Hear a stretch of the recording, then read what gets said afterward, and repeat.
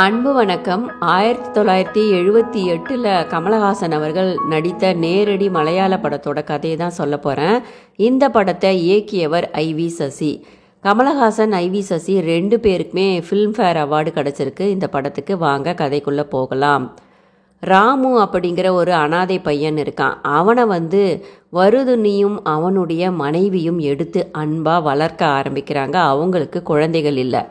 துரதிருஷ்டவசமாக வருதுண்ணியுடைய மனைவி நோய்வாய்ப்பட்டு இறந்து போயிட்டுறாங்க. வருதுண்ணி தனது வளர்ப்பு மகன் ராமுவை ரொம்பவே செல்லமாக ஆசையாக வளர்த்து வராரு. இத்தனைக்கும் ரொம்பவே ஏழ்மையான குடும்பம்தான். அந்த பகுதியில் குடிசை வீடுகள் தான் இருக்குது. ஒரே ஒரு அறை இருக்கக்கூடிய குடிசை வீடுகள். வருதுண்ணி என்ன வேலை பார்க்குறாருன்னா, காட்டுக்குள்ளே போய் கவர்மெண்ட்டுக்கிட்ட பர்மிட் வாங்கி அங்கே இருக்க மூங்கில் மரங்களை தன்னுடைய குழுவோடு வெட்டி வர்றது தான் வருதுண்ணியுடைய வேலை. அதை வெட்டி கொண்டு கோபாலன் அப்படிங்கிற ஒரு வியாபாரிக்கிட்ட அவங்க விற்றுடுவாங்க. கோபாலன் இந்த ஏழை கூலி வேலை செய்யக்கூடிய ஆட்களை சுரண்டி பெரும் பணக்காரனாக இருந்துக்கிட்டு இருக்கான். இந்த ராமு நல்லா வளர்ந்து வந்துட்டான். இப்போ ராமுவுக்கு 18-19 வயது இருக்கும். இளைஞனா அழகாக வளர்ந்து வந்துட்ட ராமு என்ன பண்ணுறான், அதே பகுதியில் வசிக்கக்கூடிய வருதுண்ணியுடைய நண்பருடைய மகள் ஸ்ரீதேவியை விரும்ப ஆரம்பிக்கிறான். ஸ்ரீதேவி ராமுவுடைய 2-3 வயது குறைஞ்ச வயசு இருக்கக்கூடிய பொண்ணு. அவங்க 2 பேரும் சின்ன வயசுலேருந்தே ஓடி ஆடி விளையாடிக்கிட்டு இருக்காங்க. 2 பேருமே அப்படியே காதலிக்க ஆரம்பிச்சுட்டு சந்தோஷமாக அங்கேயும் எங்கேயும் திரிஞ்சுக்கிட்டு விளையாடிக்கிட்டு இருப்பாங்க. மனசுக்குள்ளே கோட்டையை கட்டிக்கிட்டு இருக்காங்க. நாம் பிற்காலத்தில் கல்யாணம் பண்ணிக்கணும், ரொம்ப ஆசையாக அழகாக நல்லா வாழணும் அப்படின்னு கனவு காணுவாங்க. இப்போ ராமு தன்னுடைய அப்பா கொடுக்கக்கூடிய பணத்தில் கொஞ்சம் மிச்சம் பிடிச்சி சின்ன சின்ன கிஃப்ட்டு, அந்த ஆசையான வளையல், ரிப்பன் போன்ற தன்னால் முடிஞ்ச பொருட்களை தன்னுடைய காதலி ஸ்ரீதேவிக்கு வாங்கி கொடுப்பான். 2 பேரும் ரொம்ப ஜாலியாக இருந்துக்கிட்டு இருக்காங்க. இப்படி இருக்கிற தருணத்தில் ராமுவுடைய பக்கத்து வீட்டில் அண்ணம்மா அப்படிங்கிற ஒரு பொண்ணு இருக்கா. அண்ணம்மாவுக்கு ஒரு 30 வயசு இருக்கும். அவளுக்கு திருமணம் ஆகிடுச்சு.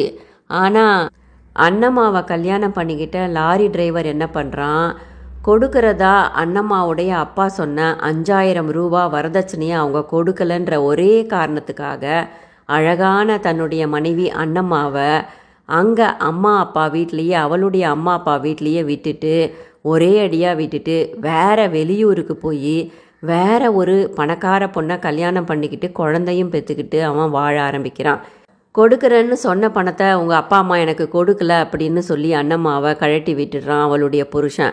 அன்னையிலிருந்து ஒரு சில நாட்களே தன்னுடன் கணவனுடன் வாழ்ந்த அண்ணம்மா தனிமையில் தான் வாழ்ந்து வந்துக்கிட்டு இருக்கா.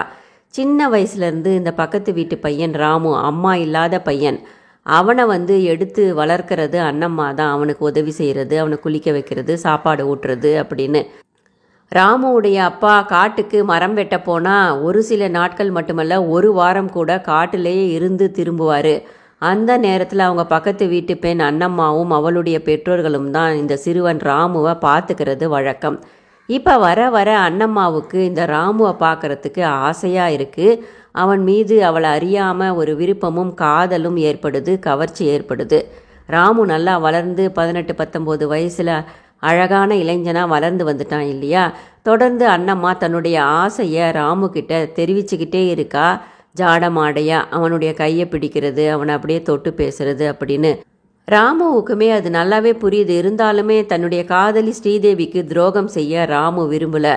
ரொம்பவே ஸ்ட்ரிக்டாக அவன் அண்ணம்மாவை தவிர்த்து வந்துக்கிட்டு இருக்கான். ஆனாலுமே சில தருணங்களில் அண்ணம்மா கூட அவன் அடிக்கடி துணைக்கு சந்தைக்கு போகிறது வழக்கம். அவள் குளிக்க போகும்போது உதவிக்கு போகிறது வழக்கம், பாதுகாப்புக்காக. இப்படி இருக்கும்போது ஒரு தருணத்தில் ராமு அவனை அறியாமல் அண்ணம்மா கூட தப்பு செஞ்சிட்றான். அது தொடர்ந்து ஒரு சில நாட்கள் அவங்க அந்த தவறை செஞ்சுக்கிட்டே இருக்காங்க. சந்தர்ப்பமும் அவங்களுக்கு ஏற்படுது. ஏன்னா தொடர்ந்து அண்ணம்மா ராமுவுடைய வீட்டுக்கு தனிமையில் அவனுக்கு வேலை செஞ்சு கொடுக்கறது, பார்த்துக்கிறதுமா இருக்கிறதுல இந்த தவறு சில நாட்கள் தொடர்ந்து நடந்து வந்துடுது. இப்போ ராமு மிகுந்த குற்ற உணர்வில் மனசுக்குள்ளேயே அழுதுகிட்டு இருக்கான். தன்னுடைய ஆசை காதலி ஸ்ரீதேவிக்கு துரோகம் செஞ்சிட்டோமே அப்படின்னு அவன் ரொம்ப வருத்தத்தில் இருக்கான். இந்த கரையை எப்படி துடைக்கிறது அப்படின்னு அவன் ஏங்கிக்கிட்டு இருக்கான். இங்கே ராமுவுடைய அப்பா தன்னுடைய வளர்ந்த மகன் 18-19 வயது இருக்கக்கூடிய மகனையே கொஞ்சி கொஞ்சி வளர்ப்பாது. அவனுக்கு ஒரு வேலையும் கொடுக்காம அவனை ரொம்ப செல்லமாக வச்சிருப்பாரு. அவர் சம்பாதிக்கிற சம்பாதனையில் அவனுக்கு நல்ல சாப்பாடு அப்படி வாங்கிக்கிட்டு வருவார். என்ன இருந்தாலும் ராமு மீது அவர் உயிரையே வச்சிருந்தாரு. அவருக்கு குடிக்கிற பழக்கம் இருக்கு, இருந்தாலுமே கடுமையான உழைப்பாளி. அவருடைய முதலாளி கோபாலன் சட்டத்துக்கு புறம்பா சந்தன மரங்களை வெட்டி விற்கக்கூடிய கோபாலனை தட்டி கேட்குறாரு வருதுண்ணி. அதனால கோபாலன் வருதுண்ணி மீது காழ்ப்புணர்ச்சியோடு பழிவாங்கிற குணத்தோடு இருந்துக்கிட்டு இருக்கான். அதே தருணத்தில் வருதுண்ணி என்ன பண்ணுறாரு, தன்னுடைய குழுவோடு சேர்ந்து வெட்டக்கூடிய அந்த மூங்கில் மரங்களை இனிமேல் கோபாலன் கிட்ட விற்க வேணாம் அப்படின்னு வேற ஒரு வியாபாரி கிட்ட விற்கிறதுக்காக டீலிங் பேசிட்டு வராரு. இதை அறிஞ்ச உடனே கோபாலனுக்கு வருதுண்ணி மீது அடங்காத ஆத்திரம் ஏற்படுது, அவனை கொலை செய்கிற அளவுக்கு. இங்கே அதே தருணத்தில் வீட்டில் நம்ம ராமு தன்னுடைய காதலி ஸ்ரீதேவிக்கு துரோகம் செஞ்சதை மனசுக்குள்ளேயே எண்ணி அழுது அழுது அவனுக்கு ஜுரமே வந்துடுது. அவன் இப்போ 2 பெண்களையுமே பார்க்காம வீட்டில் தனிமையில் அடைஞ்சு கிடக்கிறான். அவனுடைய அப்பா வருதுண்ணியும் காட்டுக்கு மரம் வெட்ட போயிருக்காரு. ஜுரத்தால் அவதிப்பட்டுக்கிட்டு இருக்க ராமுவை ஸ்ரீதேவி தான் தொடர்ந்து கவனிச்சிட்டு போய்கிட்டு இருக்கா. அதே தருணத்தில் அண்ணம்மாவும் அவனை கவனிக்க ஆரம்பிக்கிறா, பார்த்துக்க ஆரம்பிக்கிறா. அப்போ அண்ணம்மா சொல்கிறா, நான் உன்னுடைய குழந்தைக்கு நான் அம்மாவாக போகிறேன், நான் கர்ப்பமாக இருக்கிறேன் அப்படின்னு அந்த இளம் 18-19 வயது இருக்கக்கூடிய ராமு கிட்ட அண்ணம்மா சொல்லும்போது ராமு பயந்து போயிடுறான். என்ன பண்ணுறதுனே தெரியல, அவனுக்கு ஜுரம் வேற. இவங்க 2 பேரும் பேசிக்கிட்டு இருக்கிறத உடல்நலம் இல்லாமல் இருக்கிற ராமுவை பார்க்க வந்த ஸ்ரீதேவி கேட்டுடுறா. தன்னுடைய காதலன் ராமு வேற பெண்ணு கூட, அதாவது அண்ணம்மா கூடிய தவறு செஞ்சதும் அதனால் அண்ணம்மா கர்ப்பமாக இருக்கிறதையும் தெரிஞ்சுக்கிட்டு ஸ்ரீதேவி அழறா, ரொம்பவே வேதனைப்பட்டு. ஸ்ரீதேவி சுதாரிச்சுக்கிட்டு தன்னுடைய காதலன் ராமு கிட்ட சொல்கிறா, நாம் 2 பேரும் காதலிச்சோம், ஆனால் அண்ணம்மா பாவம், அவள் வாழ்க்கையை இழந்து இப்போ உன்னுடைய குழந்தைக்கு தாயாக போகிறா, உன் குழந்தைக்கு ஒரு அப்பா வேணும், நீங்கள் 2 பேரும் ஒன்றா சேரணும் அப்படின்னு அழுதுகிட்டே சொல்கிறா ஸ்ரீதேவி.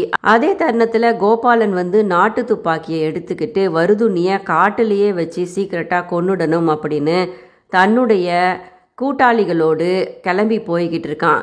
இதை கவனித்து சீக்கிரட்டாக கேட்டுடுறாரு அண்ணம்மாவுடைய அப்பா. அவர் ஓடி ராமு கிட்ட சொல்லிடுறாரு. உடனே ஆபத்தில் இருக்கக்கூடிய தன்னுடைய அப்பாவை காப்பாற்றணும் அப்படின்னு ராமு பித்து பிடிச்சன போல இங்கேருந்தே கத்த ஆரம்பிக்கிறான். ஒரு அரிவாளை எடுத்துக்கிட்டு அந்த காட்டுக்குள்ளே போகிறான். அவனுக்கோ ரொம்பவே ஜுரம் அதிகமாக இருக்குது, பயங்கர நிலமையில் இருக்கான். இருந்தாலுமே தன்னுடைய அப்பா வருதுண்ணியை காப்பாற்றணும்னு காட்டுக்குள்ளே அவன் போகிறான். அங்கே பார்த்தா ஒரு இடத்துல கோபாலன் துப்பாக்கியோடு தன்னுடைய கூட்டாளிகளோடு பதுங்கி இருக்கிறது தெரியுது. அவங்கக்கிட்ட போய் என்னுடைய அப்பாவை விட்டுடுங்க அப்படின்னு எவ்வளவோ கெஞ்சறான் நம்ம ராமு. ஆனால் அவங்க ராமுவை அடித்து விரட்டி விட்டுடுறாங்க. தன்னுடைய அப்பாவை தேடி போகிறான் ராமு. அவன் போகிற தருணத்துக்கும் கோபாலன் வருதுண்ணியை தேடி வர்றதுக்கும் சரியாக இருக்குது. தூரத்துலேருந்து கோபாலன் வருதுண்ணியை அந்த நாட்டு துப்பாக்கியில் சுடும்போது ராமு நடுவில் பாஞ்சு அந்த குண்டை அவன் வாங்கிக்கிறான். இறக்கும் தருவாயில் ராமு தன்னுடைய அப்பா வருதுண்ணிக்கிட்ட பாவ மன்னிப்பு கேட்குறது போல் கேட்டுக்கிறான்.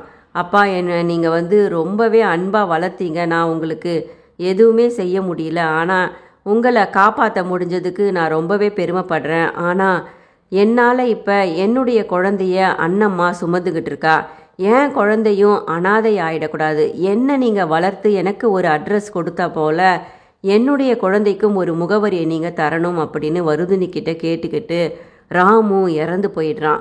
ஆசை மகனை இழந்து வருதுண்ணி நெஞ்சம் வெடித்து அழுகிறார். இப்போ வருதுண்ணி மகன் ராமுவுடைய மகனை வளர்க்க போகிறாரு. இந்த காணொளி உங்களுக்கு பிடிச்சிருந்ததுன்னா தயவு செய்து சப்ஸ்கிரைப் பண்ணி லைக் பண்ணுங்கள். நன்றி.